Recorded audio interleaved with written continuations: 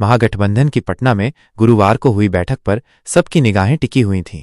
बैठक में एनडीए से मुकाबले की रणनीति पर तो चर्चा हुई, लेकिन सीटों के बंटवारे पर बात एक कदम भी आगे नहीं बढ़ी। दो नए साथियों की वजह से महागठबंधन में 7 दलों के बीच सीटों का बंटवारा सबसे मुश्किल काम दिख रहा है। सीएम के नाम की घोषणा को लेकर भी अभी कोई राय नहीं बन पाई है। कांग्रेस सारे फैसले होने के बाद ही सीएम के नाम की घोषणा चाहती है।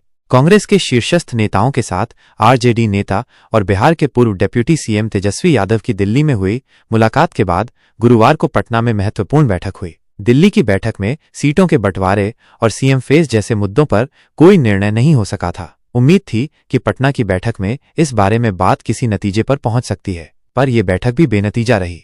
हाँ, यह जरूर हुआ कि महागठबंधन के तमाम घटक दलों के नेता बैठक में शामिल रहे। दरअसल कांग्रेस ने 2 मुद्दों पर महागठबंधन में पेच फंसा दिया है। कांग्रेस सीटों की संख्या को लेकर साफ साफ नहीं बोल रही। यह बात कांग्रेस की ओर से जरूर आई है कि उसे 70 सीटों से कम तो कतई मंजूर नहीं। कांग्रेस के साथ खुलकर आए पूर्णिया सांसद पप्पू यादव तो 100 सीटों पर लड़ने की कांग्रेस को सलाह देते रहे हैं। उनकी ये भी मांग है कि सीमांचल की सभी विधानसभा सीटें कांग्रेस को मिलनी चाहिए। विस्तार से विश्लेषण।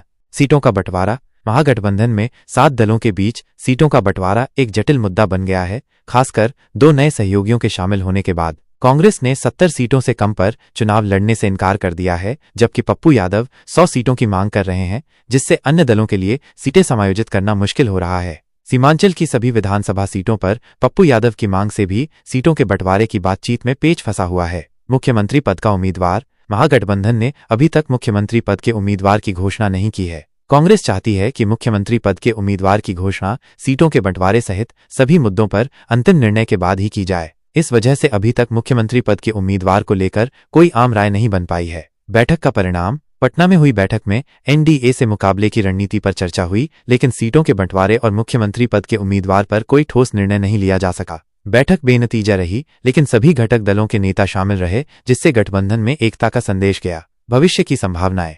आने वाले समय में महागठबंधन को सीटों के बंटवारे और मुख्यमंत्री पद के उम्मीदवार जैसे मुद्दों पर आम सहमति बनानी होगी। कांग्रेस की मांगों को समायोजित करना और सभी दलों को साथ लेकर चलना महागठबंधन के लिए एक बड़ी चुनौती होगी। महागठबंधन को एनडीए से मुकाबले के लिए एक मजबूत और एकजुट रणनीति बनानी होगी।